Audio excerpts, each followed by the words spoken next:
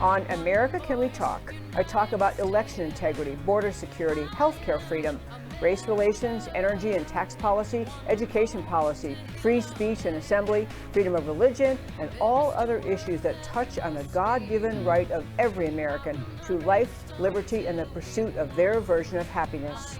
Stay tuned.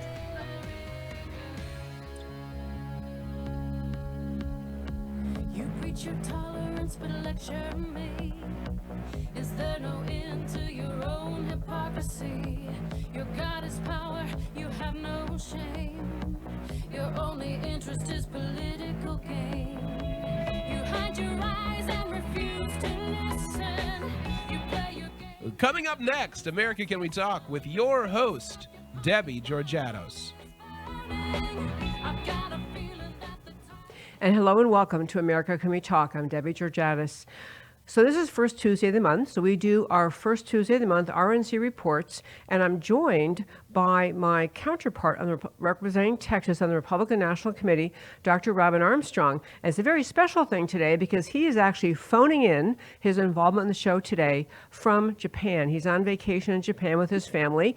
So I think we figured out, wait, don't tell me, it is 5 a.m. there, and here he is getting up for the show, and I'm so grateful he would do that. So first of all, welcome, Robin, and nice to see you, sir. Well, thank you so much for having me. I'm not sure if there's a delay at all, but it's great to be with you this morning. It's an early morning here. There's actually a typhoon that is hitting Japan right now, and so we are. It's went through yesterday, and it's making its way through today. But I think we're going to be okay. Wow. Okay, I was about to ask you how your trip was. I thought I was going to hear about your favorite site you saw yesterday or something. But anyway, well, stay safe. Well, we've had a good time. No, actually, it's been good. It's been good. We've actually had a good time. We went to the Gisha district yesterday and gone on it. The rain doesn't stop anything here, so it's not like a hurricane. It's just a kind of a rainstorm. And so we've been doing everything. It hadn't stopped anything at all. Went to Mount Fuji the other day, so we've actually had a good time. Yeah, that is among many things American tourists always want to see, of course, is Mount Fuji. And I know that you're on this trip with your wife and your 2 younger boys. So it's a family adventure. And I'm very grateful you wanted to join us. Well, I wanted to start by telling everyone, first Tuesday of the month, we always do this. We join together and try to give you some updates about what's going on with the Republican National Committee, what's going on in Washington, the Republican Party, and Robin and I go back and forth. But I do want to tell you that for everyone over the last numerous months, we kept making reference to that we were hosting a summit. That I actually hosted a summit called the Texas Freedom Summit. It happened on April 25th. And that summit was it was called Texas Freedom Summit. But the theme this year was America 250, the Take Back. And we had many people, we had fabulous speakers talking about what it means to take back freedom in this era and this time that we're celebrating America and our freedom. So one of the great speakers was Dr. Robin Armstrong. So I want to just start by showing you so you can, because the reason we're now in June and I'm talking about it again is we finally have the whole summit up on our Rumble. It'll eventually be up on my website, but it's on our Rumble page. And so I think that Mackenzie the Wonderful actually this is our Rumble channel. If you're watching, you can go to, if you ever just Google Rumble channel for America Can We Talk, you see both our show, all the shows go up there. You also see the Texas Freedom Summit. And so you can see there, I put it up on the screen to see, it's rumble.com/user/America Can We Talk. All of our speakers are up there, including Dr. Armstrong. He was actually our kickoff segment that day. You can come back to me, the kickoff segment that day. And we were basically talking about taking back healthcare freedom. So I'm going to, over the next weeks and months, share entire speeches. Robin's, I think, was 22 minutes or so, but share segments too, because it really was a great celebration of freedom and a great celebration of just from a variety of aspects of healthcare freedom, and which I think has been a huge issue in this era of COVID mandates and lockdowns and mask mandates and all of that. We did healthcare freedom. We talked a lot about foreign policy, which is really wonderful. We talked about lawfare and returning to the rule of law. So just great speakers. I know, Robin, if you want to make any comment at all about the summit, you're welcome to quick do that before we turn to, I'm going to tell them about the White House thing you missed, but go ahead and talk about, if you want to, the summit and how great it was. Say how great it was, okay? Yeah, it was a really great summit. I thought it was a lot of information there that was very, very necessary to taking back our nation in this 250th year. I think it's important. We've accomplished a lot in this nation. I mean, our history is incredible. We just have we live in the greatest nation in the world, and we're blessed to do that. But we have a lot of work that we have to do because the left has gained a foothold over the last 50 years. And I think that this conference was very, very focused on talking about the problems that we currently have and the problems that need to be fixed. And so I would really encourage everybody to go and take a listen to it. It's really the information that was shared there it would be, if it were on the evening news, it would be considered very, very controversial. How about that? And Yes. but I think it's very necessary to take our nation back. And so I encourage you all to go and look at that. It's very important. I think it's a very important piece of information. Debbie gathered a lot of folks there who are great speakers, expert on the different subject matters. And so I think you should go and take a look. All right. Well, thank you for that. Also, I'll tell you that we did.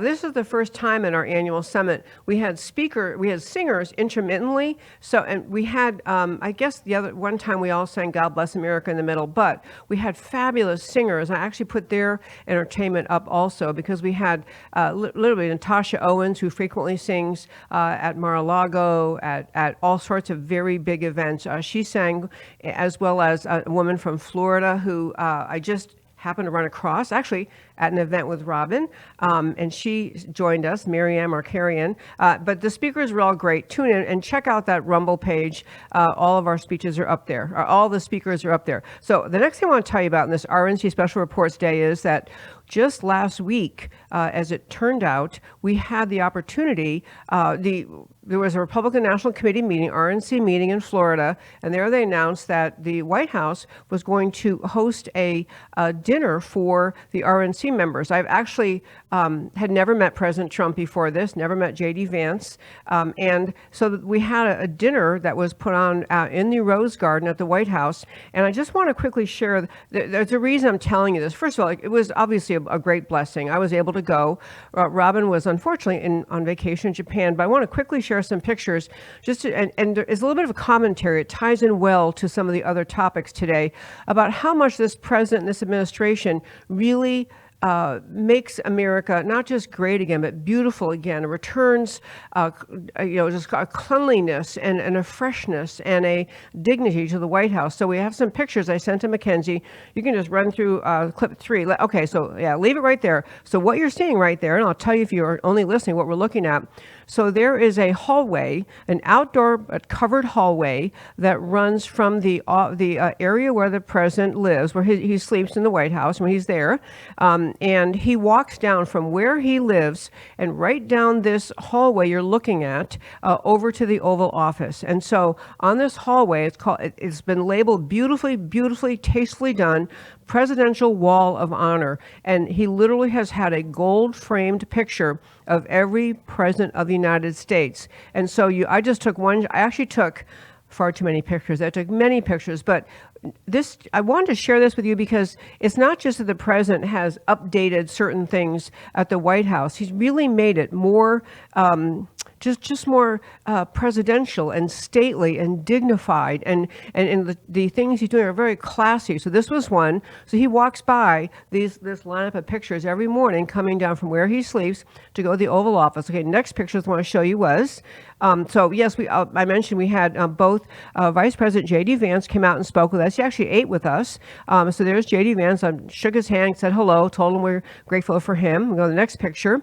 We also had, I wanted to show you what the Rose Garden looks like, because there was grumbling as the media grumbles. If President Trump changes his socks color, they run national stories and complain. But so any change that President Trump has made gets complained about. But this is the Rose Garden. And actually what they've done is it's still surrounded by roses, surrounded by beautiful bushes and beautiful architecture, but there's a surface there. So what you're looking at is in the evening, we were just leaving, I took this last shot, but that's the Rose Garden, and kind of, you see the tree there. And so the back of the Rose Garden, where I'm looking toward the the White House. On the far left is where the Oval Office is. So we actually also had a great blessing to be able to go tour the Oval Office. And so we all got to do that, which was very wonderful. Okay, that is the Rose Garden, beautified under President Trump's leadership. Next picture, please, if you would. Okay, there he was. He had a great time. He came out, he was talking.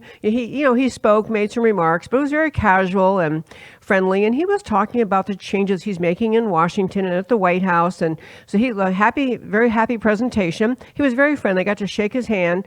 It happened to be that evening was the Texas runoff election. So we had our primary in March, and we had runoff on this very evening, May 26th. So when I shook his hand, I said, hey, by the way, I want to let you know that our Attorney General, Ken Paxton, who had been endorsed by the president, they didn't have a final announcement of the winner, but it was obvious that Paxton was way, way ahead. So I said, Attorney General Paxton is actually going to apparently win this runoff. He said, oh, great. And we had a very nice conversation. Okay, next picture. Let me see what else we have.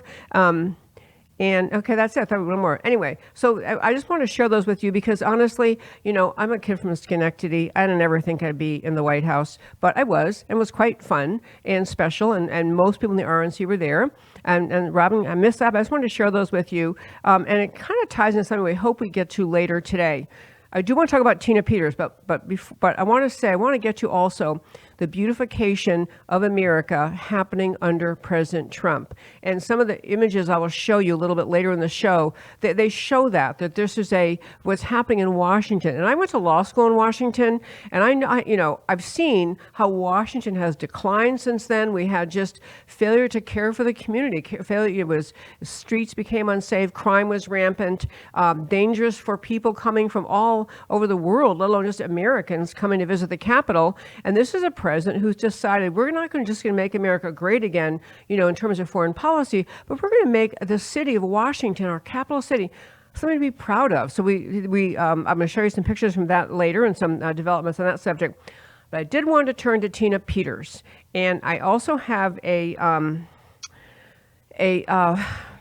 quick PowerPoint, just a slide to show you where I'm getting my information. I want you to do this too. So if you go to tinapeters.us, that's all you have to do is go to tinapeters.us, and what you will see there is her, she has put online for everyone who wants to read it, the kind of proof of what went on during her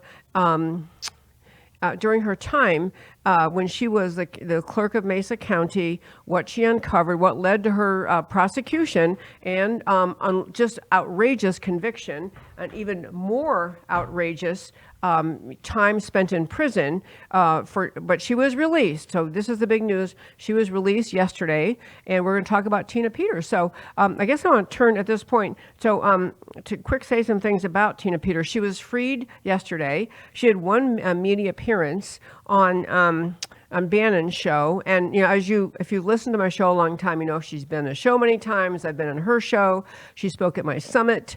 I went to her trial. It was in August of 2024, and right before her criminal prosecution, unjustified criminal prosecution, started, she contacted, just said, will you please come and watch the trial? I'm a lawyer by background. I did go and watch Tina Peters' trial, which was extraordinary, and I'll share more about that. But I want to, I don't know, backing up Robin, I know you're there waiting for me to stop talking. I'm sorry that you missed the White House, but on the Tina Peters case, I know you're over in Japan. I assume that you're catching news a little bit. Like, what did you hear in the news at all, if anything, about the Tina Peters situation? Well, I did hear that she was released. I did hear that part. I heard that I knew that the prosecution was completely unfair, but I haven't followed that story as closely recently, and so I think that sounds like you're the expert on that because you've been to the trial and everything. But I just think it's really unfortunate. Folks who are working hard to uphold our election integrity and to make sure that our every ballot is counted, that every vote is counted. Those are the people that are prosecuted, and it's really unfortunate. And so but yeah, I'm glad that she was released. I think it's important. I think that it was a travesty that she was ever in jail. So He Shame. certainly was. Yeah. Okay. So I would just and actually keep Robin up because we can go back and forth if he wants to speak. But I just want to mention on the Tina Peters thing. I've covered this many times on my show. As I said, interviewed her and actually stayed at her home when I was out there in Colorado. I mean, she's a very, very dear person, and she's a Gold Star mom. And what the FBI did to her husband is also beyond atrocious. But the reason I wanted to focus on it again today is this. When she was released and the stories were coming out, so people are putting up on X, on Twitter, oh, Tina Peters was released. I can't tell you the number of comments from people who were saying, she's a 4-felony convicted criminal. She corrupted the election system. And the thing is, what she did there, and I'm going to run through with a little bit of detail. There's a lot more I could share, a little bit of detail. What she did, and in part, this critique I'm offering is a critique of the media in this country, because any journalist worth a nickel, whoever had any education, whoever understood the responsibility to dive in and understand the truth, who still continues to pillory her as a conspiracy theorist or a criminal, a felon. It's bad enough when ignorant American citizens make comments like that on Twitter or any place else. They assume she's a bad guy. But the media leads people along by just grotesquely contorting what happened. So short story in summary form, here is the background on Tina Peters. And I'm going to show you, the reason I showed you her website, tinapeters.us, is because I want you to see where you can go read part of this yourself. But the short story is, so she was elected as the county clerk in Mesa County. And that just means in Colorado, that is the individual who's in charge of elections. They have a specific statutory duty, state and federal, to run fair and honest elections. It's her job. So she ran the 2020 presidential elections, which, she did lawfully and everything was fine. But when it got to there were municipal elections, more local elections occurring in the spring of the next year in Grand Junction, Colorado, which is like whatever, 90% Republicans, overwhelmingly Republican. But they had an election for city council seats. And they had, I don't know if all of the incumbents were running again, but they had Republican candidates for every seat. They had Democrat candidates for those seats. Democrat candidates include someone who just moved there, someone who had no involvement at all, just complete unknown people.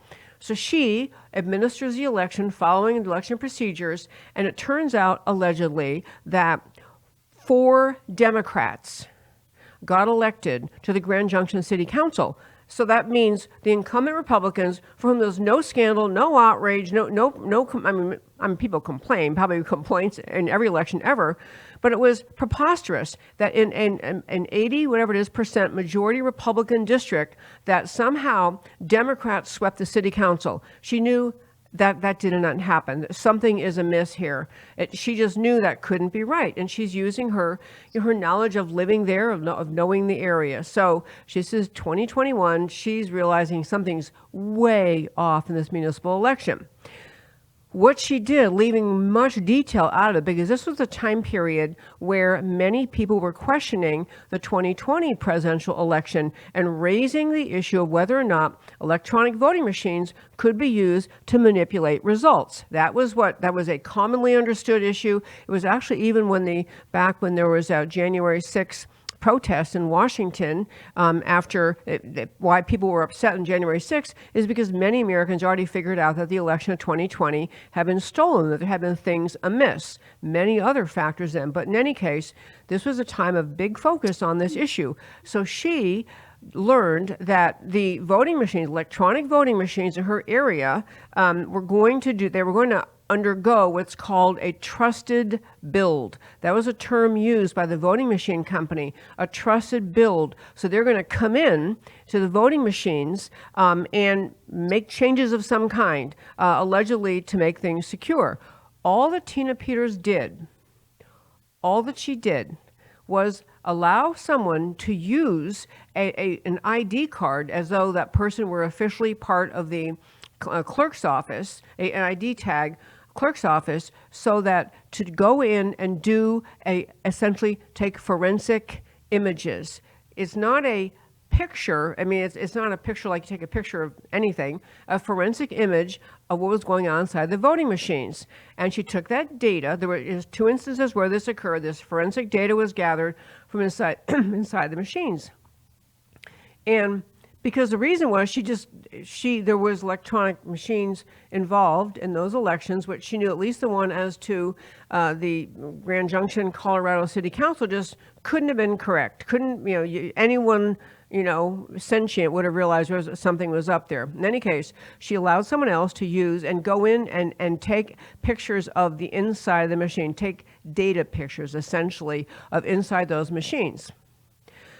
What she uncovered, so that data, those forensic images, the data from the machines, she sent on to experts who are experts on how these machines function, on how they and how they're supposed to operate, and they examined the information she sent.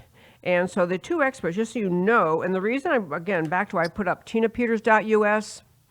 If you go there, you can read the reports those experts generated yourself. tinapeters.us. If you go to that homepage there, I think it says reports at the top, along the top line. You click down, you can read Mesa County Report 1, 2, and 3. So she sent the data taken by these images off to experts to say, what in the world is this? What's going on? Just so you know who these experts were, these were not, newbies or inexperienced people or unqualified people.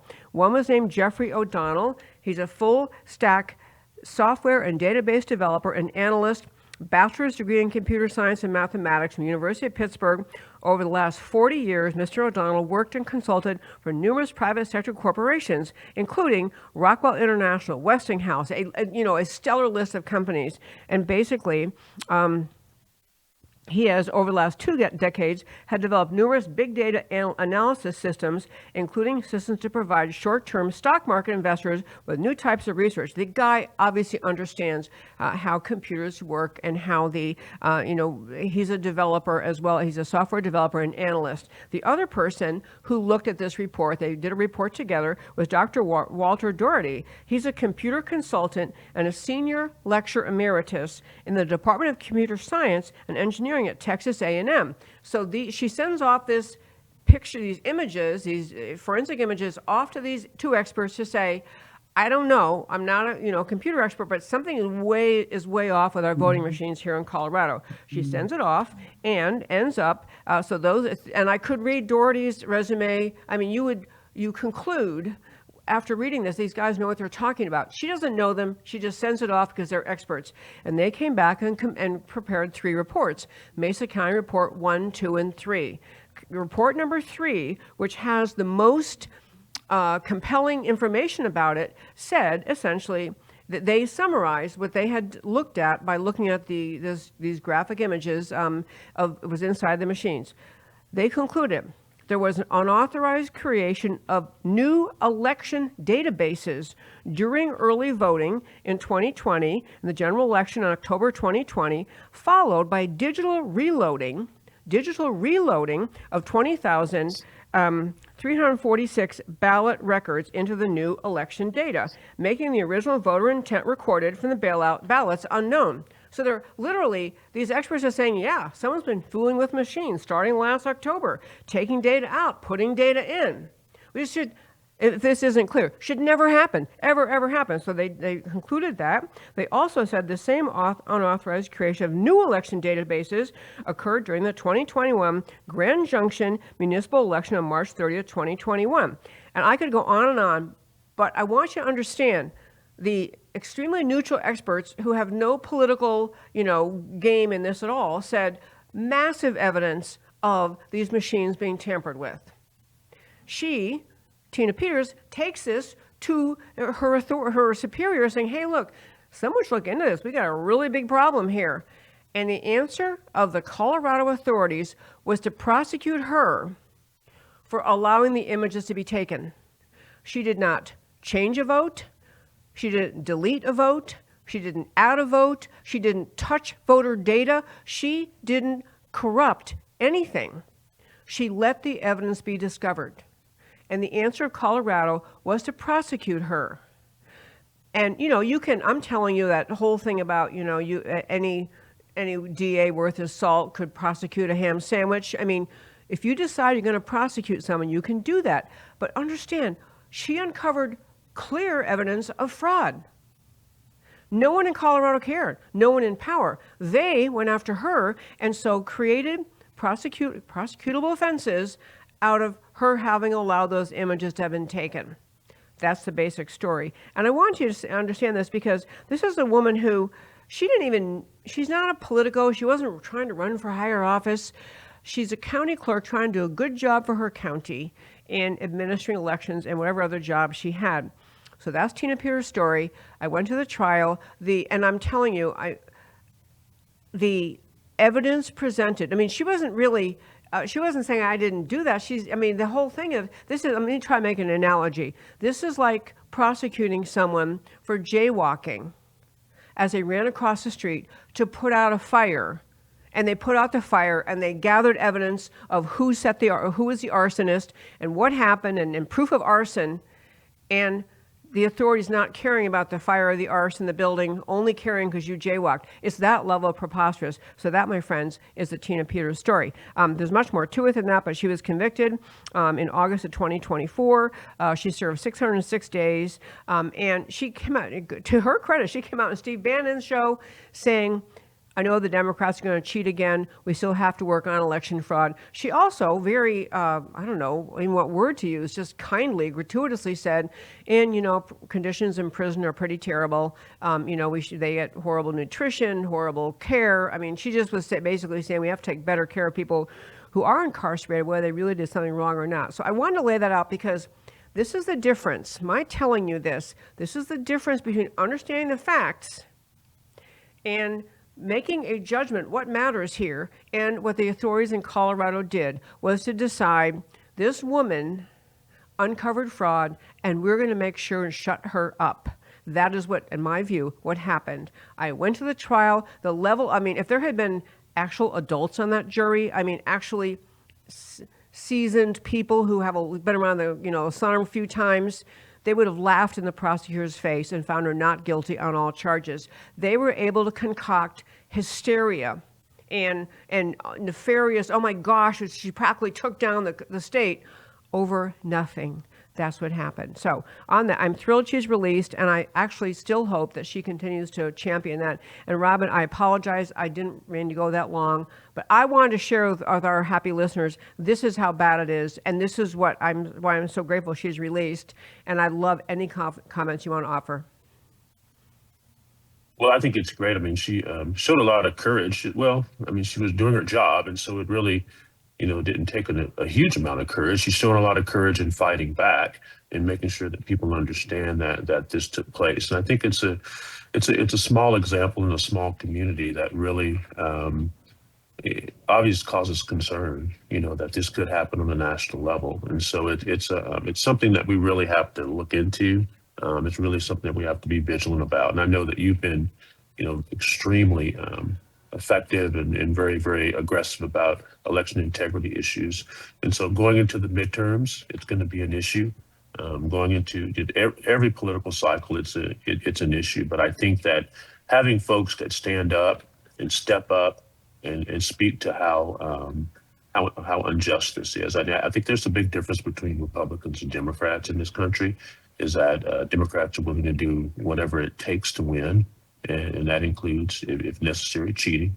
You know, they call our elected officials every bad name under the sun. And so I think if they really believe that, then they're willing to do whatever it takes. And that includes, you know, assassination. It includes cheating on elections. It includes doing all the things that they are doing. And so I think that Tina should be applauded for what she's doing. And I hope that she stays involved and active and engaged. I'm glad that she's going on Bannon's show. I hope she gets some more hits on Fox News, and so that we can make sure that this story gets out. And so I think it's important. Yeah, I love all that too. And, you know, actually, Robin, because we both serve in the Republican National Committee, I will give great praise to the Republican National Committee Election Integrity Committee for what they do focus on, which is they go after all sorts of election fraud in the many, many ways it happens. They're going after communities or elected officials who don't follow the procedures, who try to count votes after the election is closed, or who votes that arrive after the deadline. They go after a lot of the and they push cleaning out voter rolls and removing people who are deceased or are otherwise ineligible.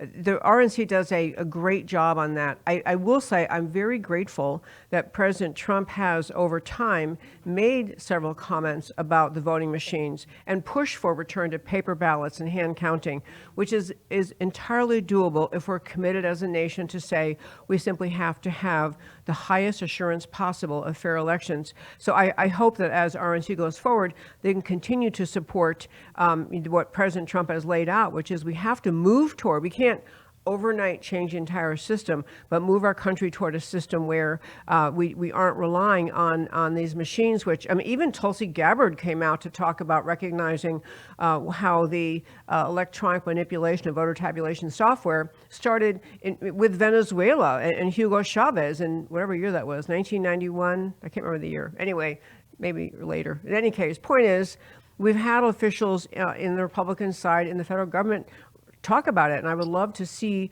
more people be active in trying to bring that around. I hope, my friends, if you believe in America and love the idea of self-governance, you don't have self-governance if elections can be manipulated. It's a farce. It's like a pretend self-governance. So anyway, okay. So I sent Robin some stories and stuff. I wanted to talk about, I was just saying how President Trump did such a great job cleaning up the Rose Garden, for which you were not there, but it was really nice. But he's also done some other things in Washington, and he's getting kind of criticized for it. I just want to show one thing, and I sent these to Mackenzie, who's wondering if I ever could send things in order. She's probably wondering. Okay, so on clip 4, I just want to show you. Do we even have a clip 4 now? No, is it clip 5? The one that has the images. The two, okay. So what you're looking at, my friends, so outside of Union Station, let me just back up and say, Union Station is a very cool place. When I was in law school, and also when my husband and I lived there from 95 to 99, Union Station was a very cool place. It's a center, it's a hub for subways within the Washington, D.C., the metro, the subway there, as well as trains coming in from New York and other places. And it had it's just cool place. It had stores and restaurants, and I had a cousin who lived in Washington when we were there. I'd meet her for lunch there because it's such a cool spot and fun, but it slowly declined. And so standing in front of the Union Station was a Christopher Columbus statue that used to have fountains and water spewing and water in the pool around it. It's been dilapidated and left uncared for, uncleaned up for, I don't know what Trump said, since 2011 or something like that. It's been a while. Anyway, so do we have a better image of it now, right? Don't we have it in that video? I don't know what I'm saying. Okay, so this is what it used to look like. And the other thing, keep the thing going, I'll tell you. Washington Station got so bad that it was not just that it was dilapidated, but overrun by criminals, people flying in, coming in, or coming to the station on trains and getting mugged on the outside. It had, criminal element. It had, tents. It was just really went to ruin. And Trump, among the many things he's doing beside making America great again, make it beautiful again, clean the place up. So what has now emerged, and I'm sorry if I don't have a good image of this statue now, but what's now emerged, it is all white. The water's running. It looks beautiful. I guess I don't have an image of how it looks. But yeah, put the two contrasting pictures up again, okay? You see in the bottom, you can't even believe. It's a beautiful statue. And I want to go back to Robin to say, I don't know, there's something about caring about how your country looks. It's kind of like caring about how your house looks. But I'm actually really impressed by what Trump is doing. And I don't know if you have any thoughts about that, Robin. I think it's absolutely essential. It's such an important part. It just shows how much you care for your nation. It shows how much you care. It shows how much pride you have. That's one thing that's pretty astounding here in Japan as we go through the streets of Tokyo, and we're in Kyoto now, how incredibly clean it is. And it's because people care about their nation, they care about their surroundings. And I think it's so important that we culturally sort of get back to that in the United States of America. It's so important because I think that it's just, we should not allow for graffiti. We should not allow for homeless people. Now we treat graffiti like it's art. We've got pictures of criminals being painted. It's shameful. And so I think it's important to get back to that. I think it's so important. And it just shows a pride in your nation. It shows that you care. It shows that you are engaged. It shows that, you don't want trash on the ground or litter. I mean, it's just a really important message that is sent to the world and to citizens of your own country. I think that in large part, I think that it's a leftist strategy to just demoralize our citizens, demoralize conservatives. I mean, you see all this stuff in the streets, and you don't have a pride, a strength for your nation, so you're not willing to fight for it. And so I think that what Trump is doing is very basic. It's very innate. I mean, I think it's very, very natural that people should want to have clean surroundings. And so I think that it's important for our nation as well. So I think what he's doing is extraordinary. I mean, it's culturally, I hope that people appreciate it in DC, and I hope that people disallow this from happening again. I think that's the key is I think once he thinks people, when they see it, when they see how beautiful it can be and how nice it can be and how crime free it can be, I think once people see that, then they will refuse to go back to what it was prior. I love that thought. You know what else? I was thinking while you were talking, I was trying to take notes too, about how, we're in this year of America 250, and we're trying to say, we're trying to remind ourselves as a country where we came from, what values we stand for, who we are in the world, who we are, the government is to our citizens, but who we are in the world. And the idea, if you go into someone's house, anyone listening, you went to someone's house and there's trash on the floor and dishes piled up in the sink, it doesn't smell very good in there. You send a message, I have no respect, no self-respect. I don't care how things, but if you put your country and you say, yeah, we actually do respect ourselves. We believe in ourselves. Even honestly, Trump said, I don't know when it was, but we're gonna get rid of crime in Washington D.C. And the difference in walking in Washington D.C. now, because I was just there last week, we're walking at night, and no one was worried. And there's just it's a cleaning up of the feel around you. Yeah, we're proud of our country. We don't tolerate crime. We don't tolerate garbage. It renews it's more than just clean versus dirty. It's America. It's respect for America. Does that sound like too much Absolutely. to you? No, I think it's absolutely true. I think that message needs to be sent out more. I think that we as conservatives and as Republicans need to talk about this more in inner cities all over our country.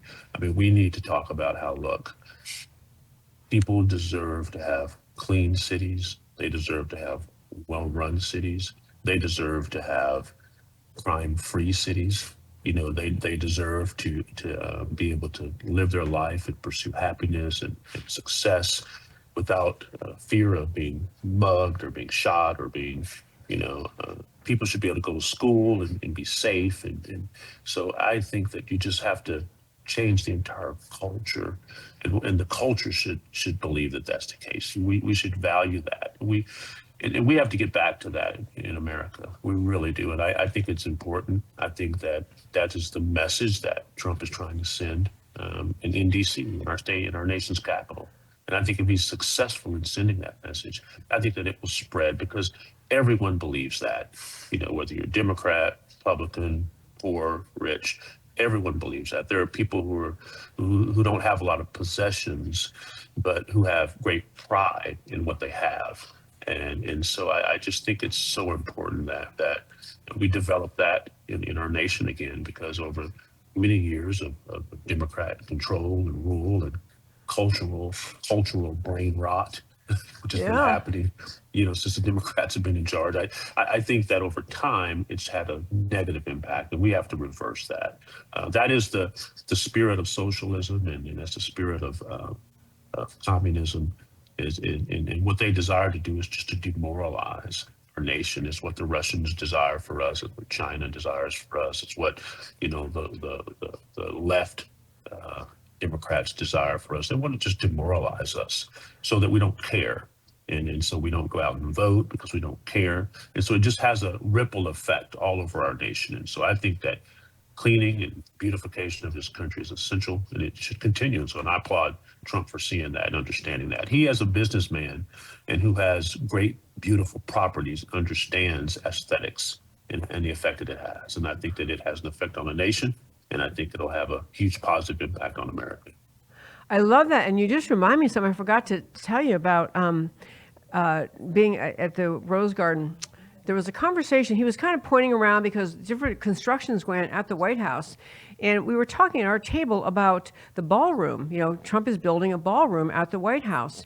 And of course, the media, as I say, they complain if his socks don't match. I mean, they just can't resist complaining about everything he does. But, you know, someone was making the point at our table, this is his last term.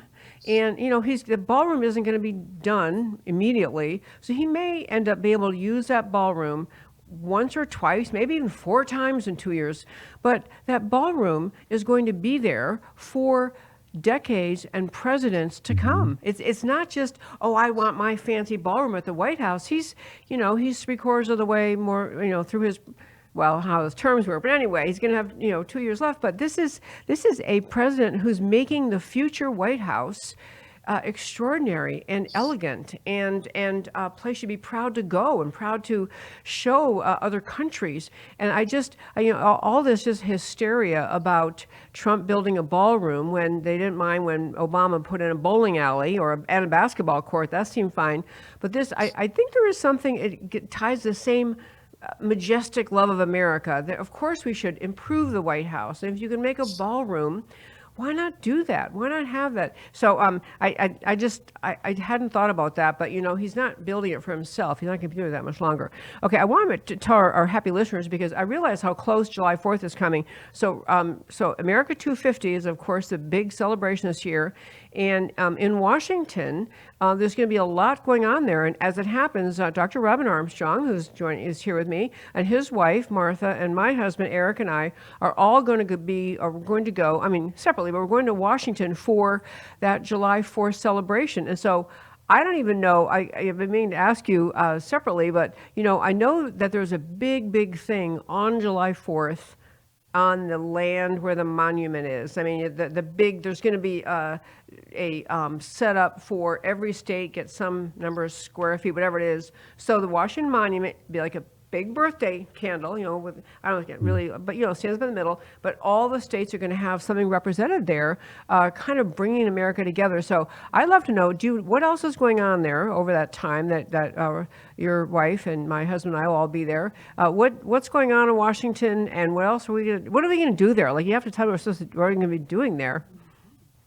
Well, they have a great MMA event on the grounds of the White House as well. And just to make a point about what you said about the ballroom, every president has wanted this and has said that there is a need for this. I mean, every Republican, every Democrat has said this. We're building tents on the lawns of the White House to have state dinners. And so we need that ballroom for sure. But America 250 is going to be great. There are balls that are going to take place. There's a Liberty Ball. I think there's an American Patriotic Ball as well that's going to take place. And so so we're looking at, sort of getting tickets and attending those events. And then it's just going to be something that it's going to be a huge celebration of our nation. I mean, it should be a celebration of our history, of our founding, of all the great things that we've contributed to the world, which is just innumerable. And so I think that we really have to, we should go all out for this. The same way that, the beautification of our cities and the, cleaning up our cities, it's important to do that. It's also important to make sure that we have grand celebrations of our accomplishments and what we've done as a nation. And I think it's important to highlight that. 250 years is a big deal. And I'm excited to be there. We're going to attend as many events as we can. And just to be there in celebration. We got our tickets. I got our hotel rooms a year ago. In with the expectation that there's going to be a lot of bookings during that time, and so we're excited to be there. I think it's good to celebrate our nation and its greatness.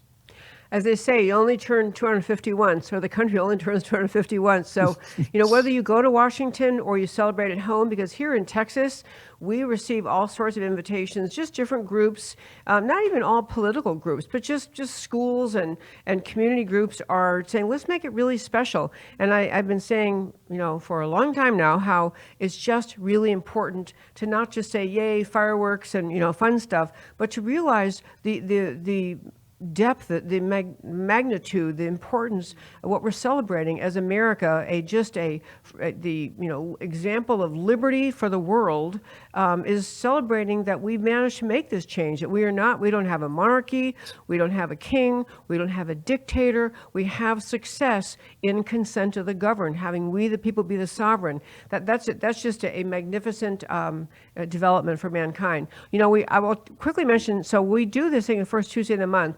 We do RNC reports this hour together, Rob and I spend together. Then the second, we also do on this same first Tuesday of the month at 4 p.m. Central Time, Texas time, we do a call. We have a call where we can get people to, it's a statewide grassroots call. People get on from all over the state.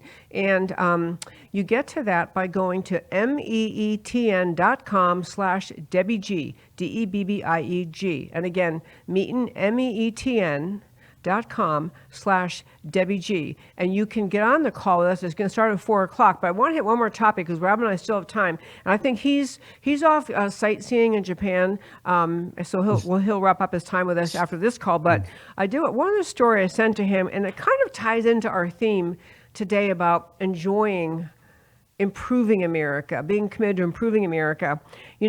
There's one commentator I read quite often, and he's always talking about, we had all the riots in 2020, during the year, pardon me, riots in 2020, and we had, police unable seemingly to contain crowds. We had rioters, just criminal rioters. They're not protesters, they're rioters, burning cars, burning buildings, smashing windows.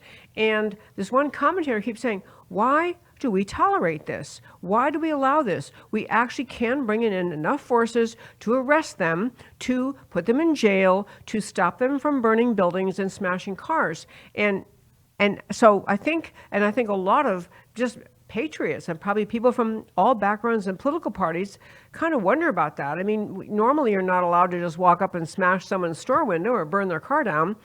But there's another thing that Trump's attitude, Trump's just determination, we're going to make this a better country. We're not going to allow this. Happened in New Jersey, and you might have been noticing all over the country, whenever ICE works to remove illegal aliens, which is President Trump ran on it, he said we're going to do it, and they're doing it. But ICE facilities, you have, and don't even call them protesters, because protesters sometimes have a, First Amendment right, to speak up. These aren't protesters. These are criminal mobs. These are criminals, mobsters. These are people engaging in violence. But we have been unable to shut it down. So finally, in New Jersey, there's an ICE facility there, and these left-wing criminal mobs, and frankly, becoming more and more known that many of these are paid mobsters, paid by the left-wing NGOs, paid by communist forces in this country trying to create chaos. And finally, in New Jersey, the president, through great pressure, and by the way, I should have mentioned with Tina Peters. Tina Peters got her sentence commuted because of great pressure by the Trump administration. They were so right to do it. But in any case, we have a new Homeland Security, Mark Wayne Mullen. And basically, in New Jersey, they said, not doing this anymore, put enough pressure. The governor of New Jersey finally let the local police come in and start arresting people who are otherwise blocking ingress and egress to the ICE facility, and just causing chaos, engaging in violent behavior. And I don't know, Robin, somehow, I loved it. Doesn't it? It kind of ties in with the same attitude of cleaning up the streets of Washington or cleaning the fountains. We don't tolerate lawlessness anymore. But what are your thoughts? Love to have you wrap up with that. Right, absolutely. I think that the governor, the new governor there, Mickey Sherrill, actually, she encouraged all of this. As soon as she came into office as governor recently, she actually turned back a lot of the orders that had been given prior, to work with ICE. And then she has built up a wall to where they're unable to work with them. And so ICE has to come in with more force as a result of that. And so she actually is the cause of this. And so it's poetic justice that she then has to control the mob that she caused. And she's trying to maintain relationship with her leftist base, by saying that, she wants to close this detention facility and ICE is bad. This is what the Democrats have to say. ICE is bad. But she's been forced to actually clean up the situation that she caused. And I think it's justice that happened. I think, but this is par for the course. I think this is par for the course. This situation worked out, and that she was forced to clean up her mess. But I think that she should be held accountable for this. And I think generally the Democrat Party should be held accountable. It is so important that you have law and order, and you have some sort of legal means. We protect their right to protest, of course we do, but to cause violence, to burn things, to cause fear, to prevent people from worshiping and going into synagogues or churches, and that's just unacceptable. And I believe that ICE is doing their job, and I think they should be allowed to do their job. And certainly, this governor has been forced to do the right thing this time, but we need to make sure that Democrats are not allowed to have power, because they tend to favor the criminal element. And so I think it's important that we stand strong this midterm. We have elections coming up, 2026. Make sure that Democrats don't win anything because they're not qualified. I absolutely love that. I have to say, we wrapped this show up a little bit early today because we're starting our call at 4 p.m. But I'm glad you mentioned the midterms, Robin. I just really love, I like to call you Dr. Armstrong. Dr. Armstrong, I'm glad you said that. I would love for the midterms to have more people, candidates and just, spokesmen for the party start to say, we actually want a safe and clean America for everyone. Mob violence is brought to you by the Democrat Party. That's how they function. It's how they get support. It's how they roll. And do you want an America looking more like, Seattle was or Portland was during the 2020 riots? Or do you want a place where your kids are safe and where the country looks healthy and we're beautifying, we're improving? There's just such a, you've said many times on this show, Dr. Armstrong, I think it's really true, is make yourself ask yourself, make yourself think about, what exactly do the Democrats advocate for? What do they want? What are they bringing to America? What are they doing to America? Because I think when you start to think that way, you realize they're just bringing chaos. And I'll let you wrap up. Why should everyone vote R in the midterms? And then we're going to go off to our call. And Robin, thank you for joining us from Japan. It's so nice of you to do that. Thank you. Yeah, it is. We're gonna. I think it's important that we all stay engaged, get engaged, more so this midterm than ever before. We have to make sure that we hold on to the House, that we hold on to the Senate. It's going to be absolutely essential. We have a 501c4 that I started called Restoring Our American Values. And we're raising money just to do just that, to get engaged with targeted congressional races around the country, targeted Senate races around the country. And so we're going to do that so that we can maintain control. We've had a significant impact on redistricting here in Texas. We started that whole conversation. I started that conversation. I think it's important that we follow through with that, make sure we hold on to the House and Senate in the midterms. And once we do that, we're going to have another 2 years to be able to get things done, continue to make America great. And so I think it's essential that we do that we fight, that we fight and we push back on all the chaos that the Democrat Party is pushing. Amen. So your website, restoreamericanvalues.com? RestoringOurAmericanValues.com is the website. And so we're I want a historical lesson today, actually, here in Japan. We're going to be off to Hiroshima. And so we're going to tour that area today. It's not raining there. And so we're going to actually go down there and tour. And so it's going to be a very historical day. I'm just appreciating all that America's done for this nation here. And how it's given and built this nation up and as a great ally. And so, it's just, American history is everywhere. It's impacted every nation. It's impacted the entire world. And certainly it's had a significant impact on Japan. And so we're celebrating that here with my kids and family. Love it. Dr. Robin Armstrong, thanks for joining me. Have a great time in Japan. Look forward to hearing more about it. Listeners, thank you so much for tuning in to America Can We Talk. I'm Debbie Georgatos. The show is America Can We Talk. You can find it online at americacanwetalk.org. And at Debbie Can We Talk is our, please follow us on X, participate in the conversation. I do the show to speak truth about America because America matters. And I will talk to you next time. Like a crashing wave. Can you hear us now? America, Can We Talk? Truth about America. Can you hear